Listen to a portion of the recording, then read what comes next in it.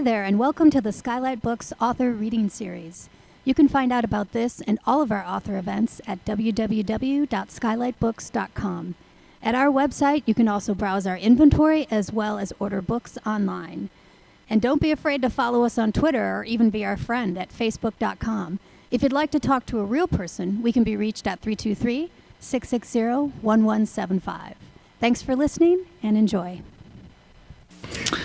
So what I'm going to do is I'm going to turn it over for Michael Sledge's introduction. I'm going to give the mic to Bernard here. Let's see. Bernard Cooper is a great writer and a great supporter of writers. He's also the author of the memoir, Bill for My Father. So please help me welcome Bernard Cooper.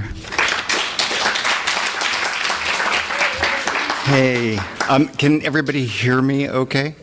This is a bit of a warning, but Michael pronounces the names of one of these characters so beautifully that part of this introduction is going to be dubbed by him.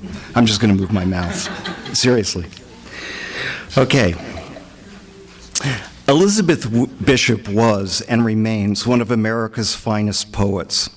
In his new novel, The More I Owe You, Michael Sledge doesn't only draw from the poet's years in South America and her relationship with Brazilian architect Lota de Macedo Soares.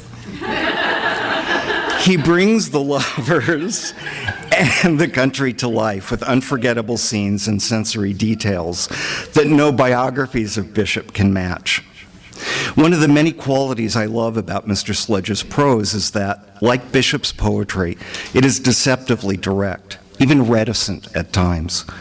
But its clear-eyed observations and exacting language quietly pull the reader into a current of unspoken emotion. As a child, Bishop's mother was committed to a mental institution, and by the time she was 5, she was left in the care of various relatives, moving from house to house.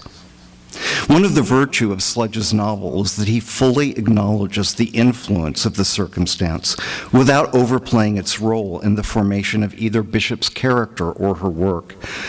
But always the drive to find home is present in her art. In Bishop's poems, gas stations feature tables covered with greasy doilies. African tribeswomen seen in Life magazine have necks stretched by silver coils, quote, like the necks of light bulbs. Always there's the will to find a note of familiarity in what might at first seem alien. The woman we meet in The More I Owe You is the writer who entered the mind of castaway Robinson Crusoe, a man with a desperate longing to return to England and disappointed when he finally did, who longed once again to leave for parts unknown. The brilliance of Sledge's novel is that it is animated not by the plot of Bishop's life, but by her continual search for stability in a person or sure footing in a place. It's as if the novelist has entered his character's yearning so completely that, like Bishop's poems, no aspect of the physical world is untouched by it. And I'm going to read a little part of a poem that Michael introduced me to by Bishop that she wrote in Brazil that is, I think, really characteristic of the elegance of her work. All over the roof the rain hisses, and below the light falling of kisses. An electrical storm is coming or moving away. If lightning struck the house now, it would run down the roof and down the rods all around us. And we imagine dreamily how the whole house, caught in a bird cage of lightning, would be quite delightful rather than frightening. These lines convey the brief appeasement of Bishop's longing and the emotional charge of Sledge's mesmerizing book. So please help me introduce Michael Sledge.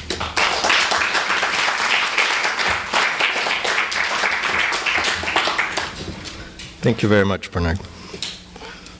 So I'm going to dive right in.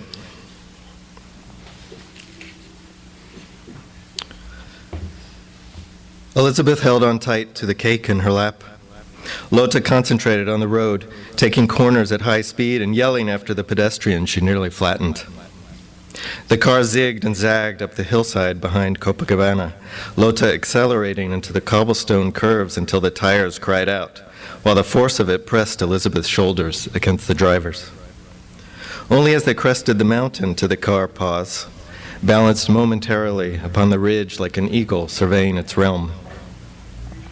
The convolutions of Rio lay before them, the rise and fall of hills populated by slums and apartment buildings, the modern high-rises at the center, Christ above, the harbor, the far ring of mountains. Then, launching into air, down they swooped in a rush. Lota's hand, shifting gears, repeatedly brushed Elizabeth's thigh. The contact happened so many times, she could not help but feel there was intention behind it.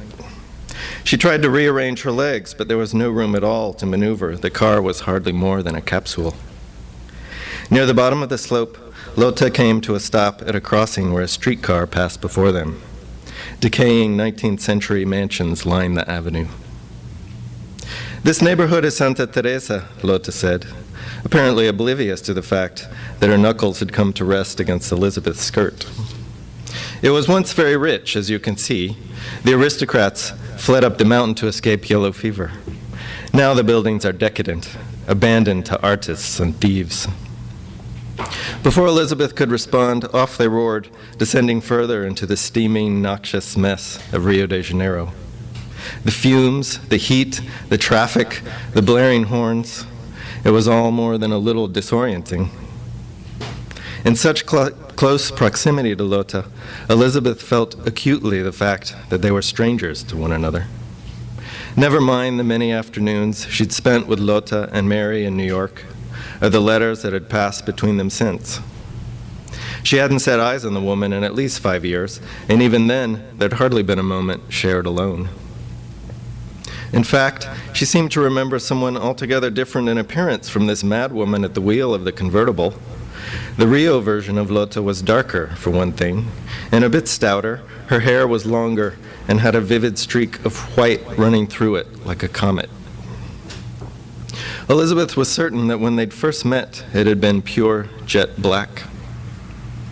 One thing she recalled with utter clarity, however, was the voraciousness of Lota's interest in all things, her constant, alert looking.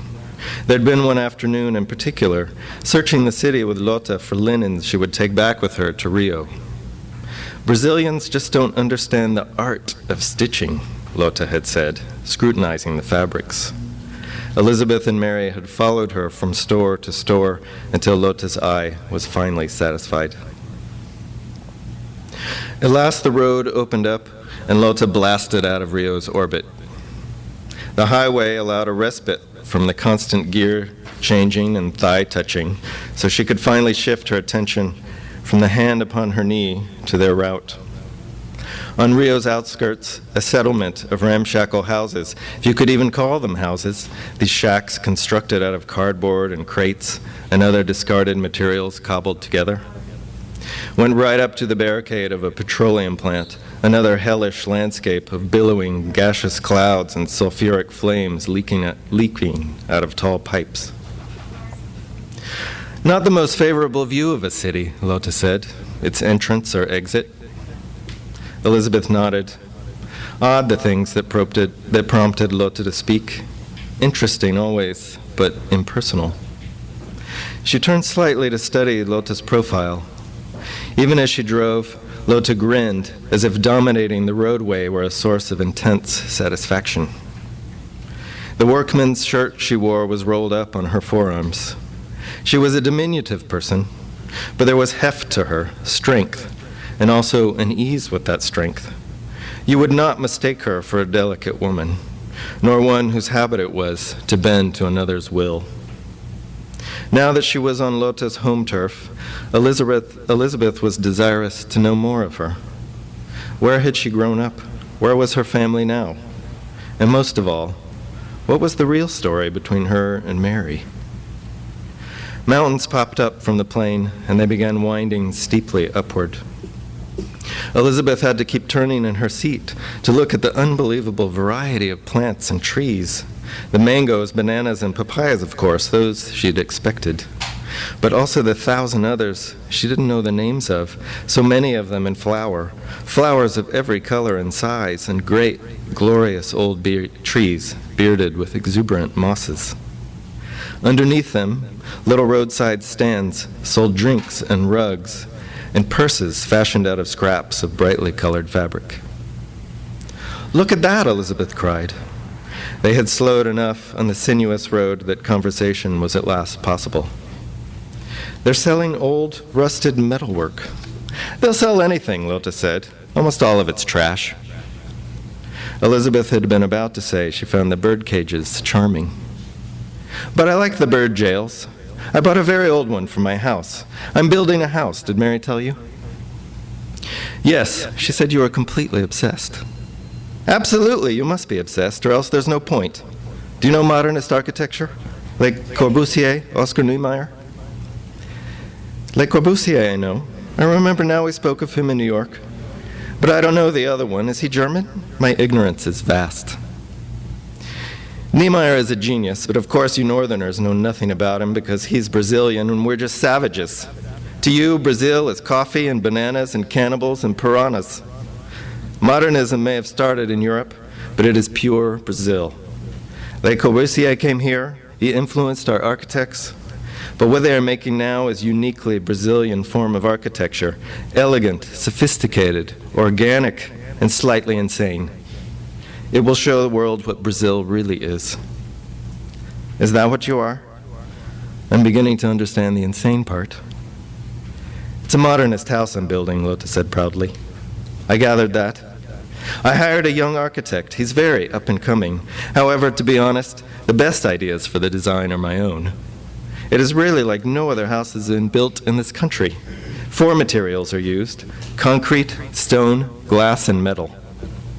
All of them are visible. A modernist building does not hide how it's constructed. It prefers to reveal itself to you. It blurs the boundary between inside and outside."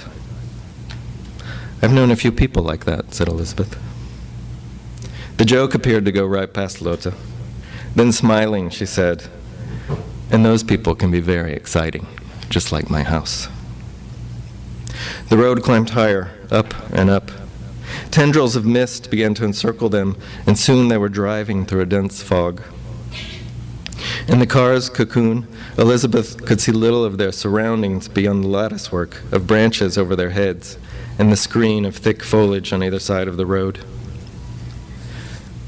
Lota continued her lecture on the subject of Brazil's modernist architecture.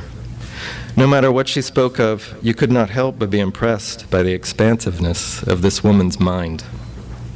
Lota was so passionate about the house she was creating that Elizabeth began to wonder at her failure of passion for her own work. Poetry, when she was young, had seemed to be an open gate into the most lush of landscapes, as lush as that through which they were traveling now. Nothing else had compared to the excitement of discovering her growing powers or the reaches of her own imagination. Somehow that had changed. Poetry had used her up. She dedicated her entire adult life to the craft of writing, and yet even with the praise she received, the admiration of a number of people she herself had long admired, and the envy of a handful of others, it had given so little back, even less in times of real need. It was like indentured servitude, or no, like faith in some particularly dry, ascetic, self-castigating religious sect. The reward lay in the devotion itself. They still had a ways to go, Lota said. They were nearing the town of Petropolis. Samambaia was a bit beyond. Just then, they nearly collided with another automobile. A taxi pulled onto the road, and Lota had to brake quickly and swerve into the oncoming lane to avoid it. She screamed something at the taxi driver as she zoomed past, an epithet that Elizabeth, without knowing an ounce of Portuguese, understood to be exceedingly offensive, and immediately resumed her relaxed good nature. "We'll go around the town so we can get to my house more quickly," Lota said. Elizabeth saw that her thumbs had been digging into the base of the cake. Still shaken by the near accident, she said, "Well, that was a fine how do you do." For another 10 miles or so, Lota kept repeating the phrase and chuckling to herself. "That's a fine how do you do," she murmured, "ha ha ha," as she flew along a terrifying stretch of road beside a river, Elizabeth clutching the car seat and still trying not to upend the cake in her lap. They turned into the hills, where eventually the road vanished altogether. They stopped at the bottom of an incline, facing a nearly vertical mud track. "Sergio won't drive up here," Lota said, gunning the engine. "He has no balls." Whoever Sergio may have been, he struck Elizabeth as a man of sound mind. Lota didn't hesitate. Bouncing among the ruts and potholes, she maneuvered the tiny car up the hill from one dry patch to the next, like a little wren hopping up a tree trunk. At the top, they reached solid, level ground, and there Lota parked in front of a cement wall. "Come," she cried, leaping out.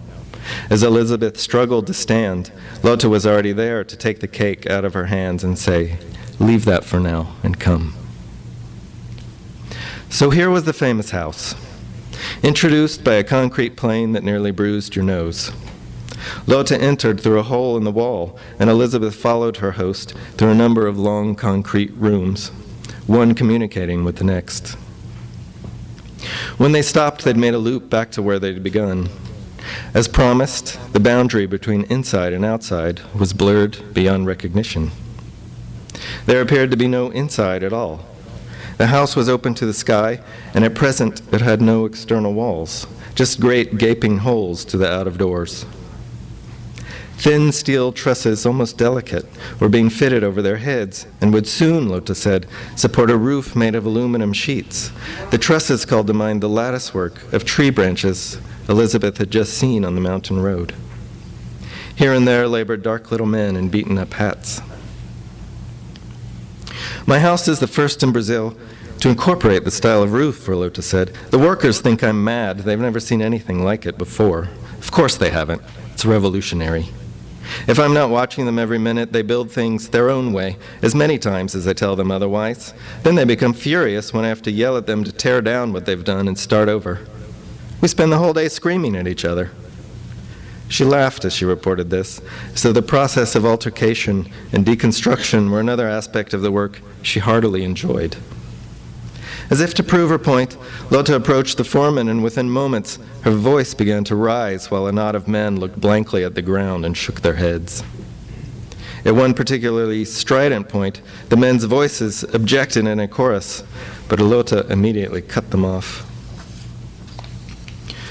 Elizabeth backed away from the argument and stepped outside through one of the enormous holes in the wall. The house was odd. It took some getting used to. She sympathized with the workmen. It was like nothing she'd ever seen before either. At once solid and light, serious and cheerful, like Lota herself. She squinted her eyes and imagined what Lota had described. A house sheathed in glass. A glass jewel box on the mountainside, inviting nature in from every side. And she glimpsed just how immensely beautiful it would be.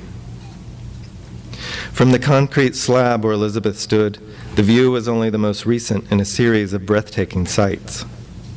A lush green valley spread before her, forested mountains rising on the other side. Behind the house, a sheer face of black granite shot vertically upward for at least 1,000 feet, like something out of Edgar Rice Burroughs. You half expected a pterodactyl to glide across the face of the cliff. Long streaks ran down the black rock like the tracks of gigantic snails, while clouds cascaded over the lip, creating a waterfall of mist that was constantly evaporating and regenerating. The sun was hot on her skin, but before she began to feel she'd had too much, a cloudlet passed over and cooled the air to ease any discomfort. Lota was building a house in paradise. The argument grew more heated.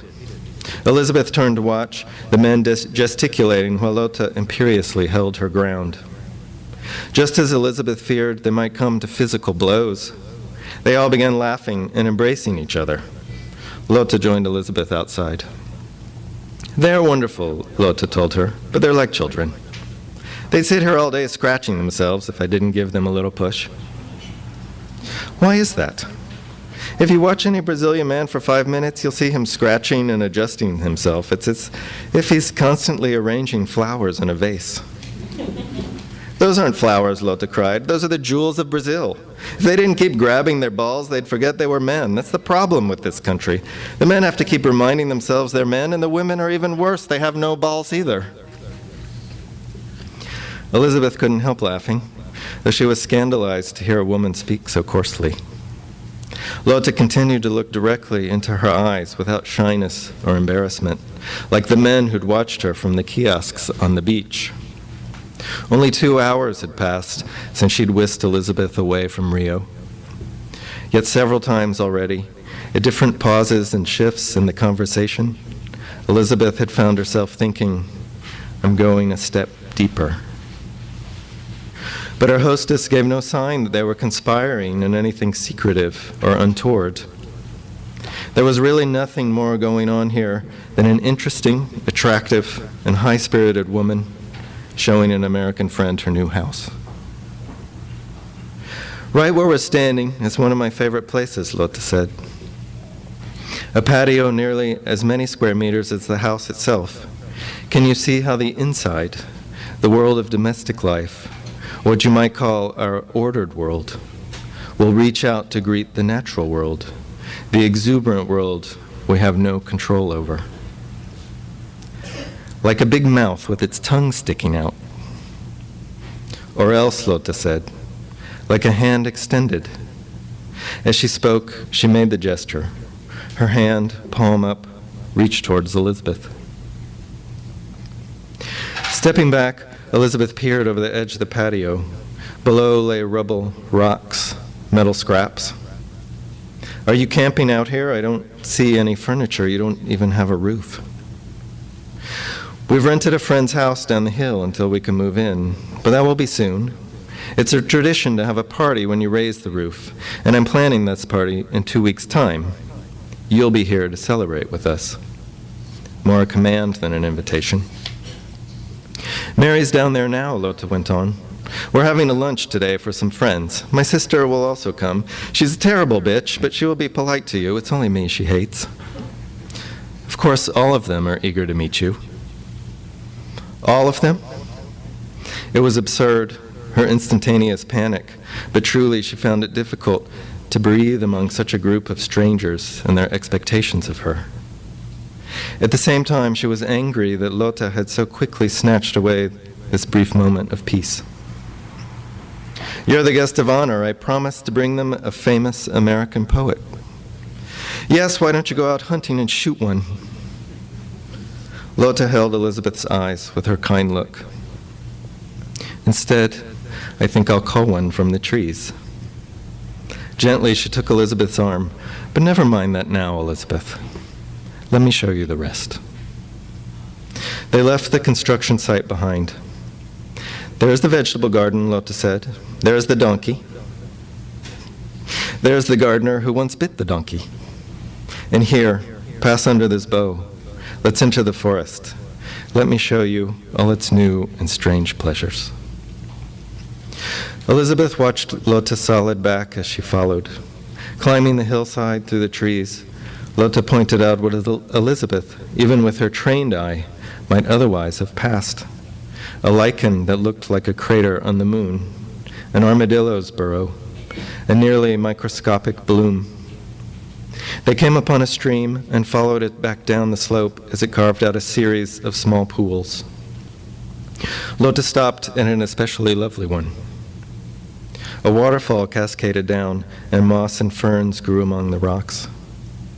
For a while they sat on a boulder by the water, side by side, in silence. Before today, Elizabeth had never seen Lota outside of the city. Lota had been fixed in her mind as an urban creature, her dynamism necessarily linked to the city's own electricity. The museums, the parties, the galleries, amid the city's great architecture, that was where Lota shone brightly. But here, among these trees and rocks and butterflies, with the city's cacophony a million miles away, Lota was obviously every bit as much at home, if not even more so. She sat as still and quiet, as much in repose as the stones in the stream. "I'm going to enlarge this pool," Lota said. "I want to make a bathing place here. It will be a secret place." "There's no end to your plans." "That's true. I have many plans. They're all perfectly beautiful. Everything you've shown me is beautiful. There is even more to show you, Elizabeth." The noises of construction had faded behind those of the stream and waterfall. The wind, a bird chuckling in the brush. Some minnows nibbled at the debris speckling the pool's surface. The branches hanging low over the pool were covered with bromeliads, and all along one branch bloomed small yellow orchids with brown spots. They looked just like a leopard's coat. "My friend Pearl and I went to the orchid house in the botanical garden," Elizabeth said. "Do you know it?" "Yes, of course." "It's funny how they present orchids in a public display, as if they were some overly fussy Victorian sort of flower, don't you think? Look at those. It's a tough plant, living on the nourishment it derives from nothing more than air. It hardly even has roots. And the leaves, they're almost like a succulence, something that lives in the desert without water. Then it produces such an exquisite bloom." An odd, tight emotion, nearly like anger, strained Elizabeth's voice. Lota was watching her. Before Elizabeth turned away, she thought she may have recognized something in Lota's eyes. The gentle assurance that Lota could see past her mask and didn't disapprove of what was revealed there, that it wasn't detestable. "Should we go back?" Elizabeth said, suddenly worried the moment might turn malignant somehow. "If you'd like." Elizabeth crouched by the pool and slipped her hand into the water. It was colder than she'd expected. She looked upward into the trees. "Are there parrots here too?" "If you like," Lota said softly, as if it were a promise. The two of them fell silent. Elizabeth sensed Lota's eyes on her. She let her hand drift in the cool water, and then she cried out in childish delight, "Look, there's a little fish biting my finger." Thank you.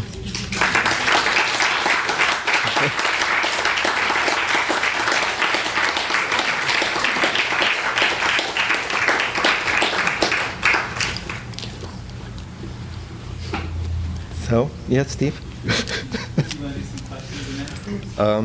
I would love to if there are any questions.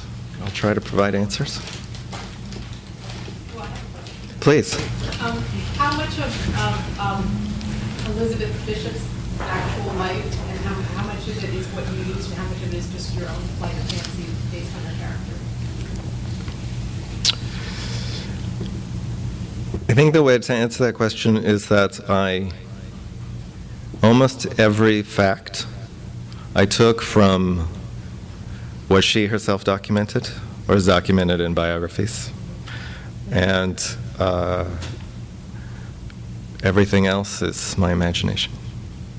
So it's full of characters from the time, from their lives. Lota was very involved in the government there, and Elizabeth, somehow, though she lived in such isolated circumstances, knew, it seems, thousands of people, like all of her contemporaries in the arts and writing, and they visited. So some of those people have cameos and some are characters, but what I imagine was the private life between these two women. And how much of, when you researched her, did you get a feeling for the kind of person she was in the poetry, or through what you read about her, or was it more of something that you inferred or brought to it? Mainly the letters.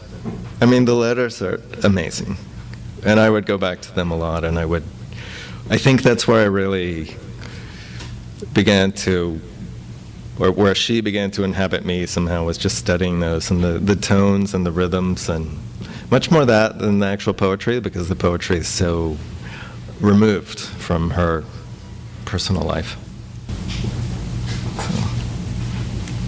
Did you make a lot of the dialogue, or some of the lines from Some of the lines are from the letters. Yeah. But most of it, I guess, I made up. But yeah, but a lot of the scenes are scenes she may have described that there would be something that caught my eye that I would then develop into a scene or a series of scenes. That might just be something she mentioned, so it's mainly imagined. Yes. How did you come to Bishop in the first place? Was she someone you studied or knew about when you were a kid, or? Well, it's kind of an evolution, but I think, like many people, I came to the poetry, I came to the writing. Then I came to know that she had lived in Brazil. That was interesting to me, but it was really when the letters were published, I think in maybe 1990 or 91, and I began to read them, they were revelatory to me. I mean, it was so much about a writer talking through her craft and her life, and also in there, which was a big surprise, was this incredible love story at the heart of her life that so few people, while she was alive, knew about, and that I found so profoundly moving that I began to be kind of obsessed with it, and then it took me another 10 years to start the book. But. So in a way, the letters were more resonant than the book? As far as the writing of this book, yes. Because they were the entry into which I began to know more about her, and where it began to engage my imagination. So. Michael, it sounds like you've done a real good job of reimagining Elizabeth's life. I'm sure there's a lot of Elizabeth Bishop kind of cult members out there that probably have strong feelings about that. Have you had any reactions? Not yet, but I am a little nervous about that. There is something about her that I think people feel a kind of a proprietorship or a protectiveness, as I do as well. And I think everyone who has strong feelings about her will have certain feelings. If they read this book, I think they'll think either like, well, that's nice, or no way, that's totally wrong. So I'm sure there'll be reactions, and that's probably good, Well, I think we should give you another round of applause. That was a wonderful. Oh, thank you very much.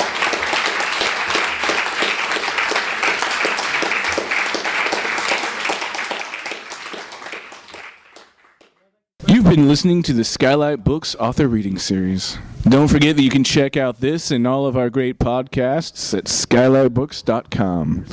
Today's music was provided by Ashling and Arlo. You can check them out at MySpace or Facebook or at the iTunes Music Store. Thank you for stopping by, and we hope to see you soon.